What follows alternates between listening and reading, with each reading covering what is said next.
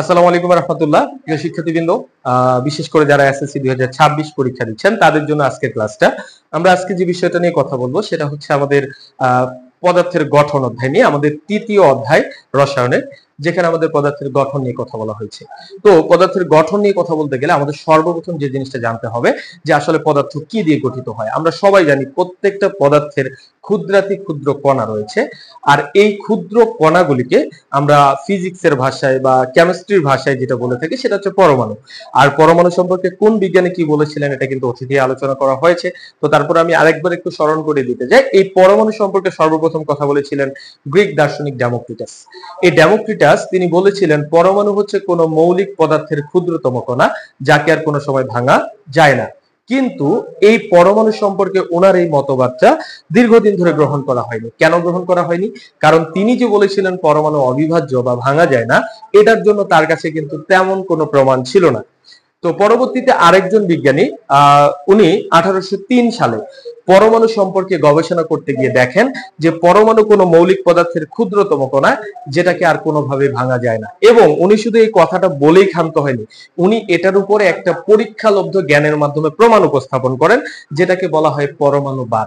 এখন যদি বলি ভাইয়া পরমাণুবাদ জিনিসটা কি, 1803 সালে বিজ্ঞানী জন ডাল্টন, এই জন ডাল্টন কি করলেন, জন ডাল্টন এসে পরমাণু সম্পর্কে একটা কথা বললেন যে পরমাণু কোনো মৌলিক পদার্থের ক্ষুদ্রতম কণা, যাকে আর ভাঙা যায় না। আর এইটার উপরে তিনি 5টা বাক্য দিলেন তার পরীক্ষালব্ধ জ্ঞানের মাধ্যমে, যেটাকে বলা হয় মূলত পরমাণুবাদ। আর এই পরমাণুবাদের প্রথম কথাটি ছিল পরমাণু কোনো মৌলিক পদার্থের ক্ষুদ্রতম কণা, যেটিকে আর ভাঙা যায় না।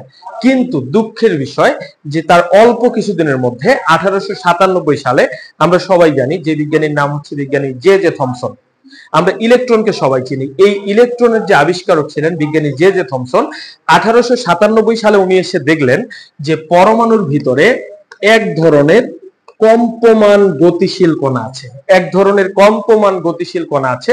আর এই গতিশীল কণার নাম তিনি দিলেন হচ্ছে ইলেকট্রন। এই গতিশীল কণার নাম তিনি দিলেন হচ্ছে ইলেকট্রন। এটা কে দিলেন? বিজ্ঞানী জন ডাল্টনের পরে আসলেন আমাদের বিজ্ঞানী হচ্ছে, তো যাই হোক এটার নাম দিলেন তিনি হচ্ছেন ইলেকট্রন। তাহলে ইলেকট্রনের আবিষ্কারক হচ্ছে আমাদের, ইলেকট্রন আবিষ্কার করলেন। এই ইলেকট্রন যখন টোটালি আবিষ্কার হয়ে যায় তখন অনেকজন বিজ্ঞানী এটা নিয়ে উদ্বিগ্ন হয়ে যায় যে আসলে এটার ভিতরে আরো কি আছে, এটা একটু ভেঙে দেখা দরকার। তারই ধারাবাহিকতায় 1911 সালে বিজ্ঞানী ডেমোক্রিটাস ইনি এসে কি করলেন, বিজ্ঞানী ডেমোক্রিটাস না, বিজ্ঞানী রাদারফোর্ড। 1911 সালে বিজ্ঞানী রাদারফোর্ড এসে কি করলেন যে পরমাণুর উপরে একটা পরীক্ষা চালালেন, যে পরীক্ষাটার নাম ছিল হিলিয়াম আলফা কণা বিচ্ছুরণ পরীক্ষা। এই পরীক্ষার মাধ্যমে উনি দেখলেন যে পরমাণুর ভিতরে শুধু ইলেকট্রন নয়, পরমাণুর ভিতরে শুধু যে ইলেকট্রন আছে এরকমটা না, তিনি দেখলেন পরমাণুর ভিতরে একটা কেন্দ্র আছে।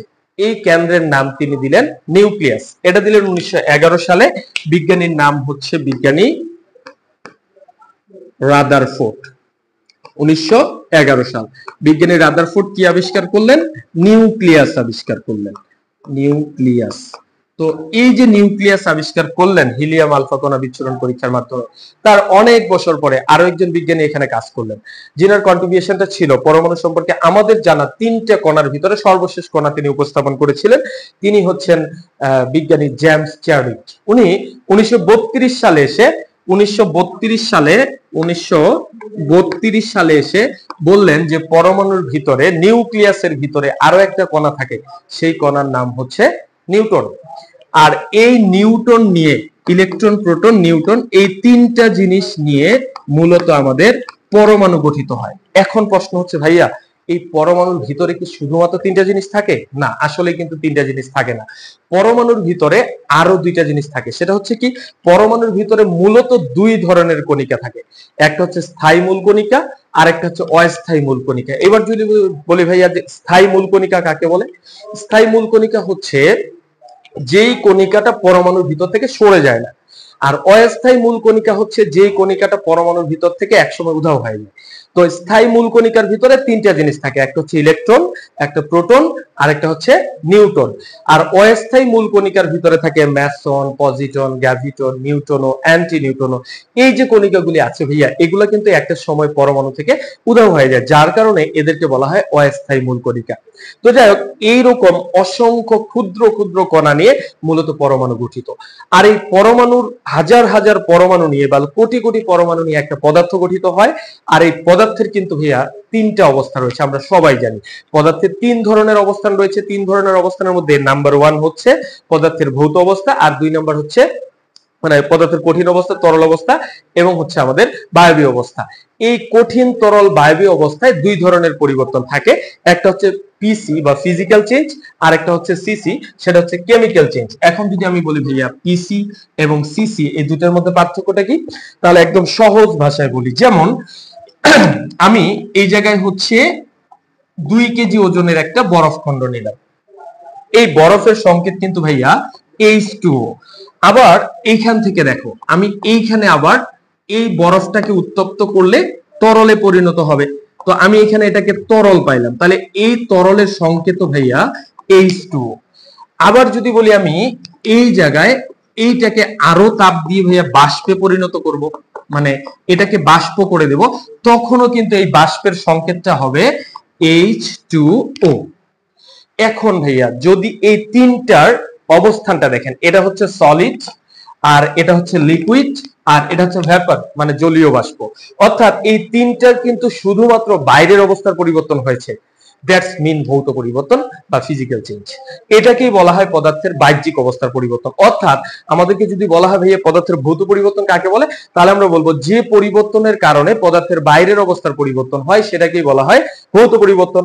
আর যে পরিবর্তনের কারণে পদার্থের অভ্যন্তরীণ অবস্থা, ইয়েস ভাইয়া, এখন অভ্যন্তরীণ অবস্থাটা কাকে বলে, যেমন ধরেন আমি এখান থেকে পানি নিলাম, এবার পানিকে যদি ভাইয়া আমি ইলেকট্রোলাইসিস করি, অর্থাৎ পানিকে যদি ইলেকট্রোলাইসিস করা হয়, তাহলে কি হবে ভাইয়া, এখান থেকে হাইড্রোজেন আলাদা হবে, প্লাস হচ্ছে হাইড্রোক্সাইডের একটা আয়ন বের হবে। তার মানে এই পানিকে যখন ইলেকট্রোলাইসিস করা হবে, তখন কিন্তু পানির ভিতরে যে গুণাবলীটা, এই সম্পূর্ণ গুণাবলীটা টোটাল আমরা এই পাশের পদার্থতে পাবো না। কিন্তু ভাইয়া এইখানে যখন বরফকে আমি তরল করেছি, তরলকে বাষ্প করেছি, এই জায়গাটার মধ্যে পানির ভিতরে যতগুলি গুণাবলী ছিল তার প্রত্যেকটা গুণাবলী ওই বাষ্পের মধ্যে থাকবে, এবং বাষ্পের গুণাবলীগুলি পানির মধ্যে থাকবে। অর্থাৎ পদার্থের ভৌত পরিবর্তনে শুধুমাত্র পদার্থের বাইরের অবস্থার পরিবর্তন হয়, এর অভ্যন্তরীণ অবস্থার কোনো ধরনের পরিবর্তন হয় না। সেকেন্ডলি যে বিষয়টা মনে রাখতে হবে, পদার্থের ভৌত পরিবর্তনের কারণে পদার্থের শুধুমাত্র মানে বাইরের অবস্থার পরিবর্তন হয়, গুণগত মানের কোনো পরিবর্তন হবে না। কিন্তু রাসায়নিক পরিবর্তন যখন হবে, তখন তার ভৌত পরিবর্তন হবে এবং কি তার অভ্যন্তরীণ পরিবর্তন হবে, এবং রাসায়নিক পরিবর্তনের কারণে পদার্থের গুণগত মানেরও পরিবর্তন চলে আসবে। আশা করি বিষয়টা বুঝতে পারছেন। ধন্যবাদ সবাইকে। আসসালামু আলাইকুম।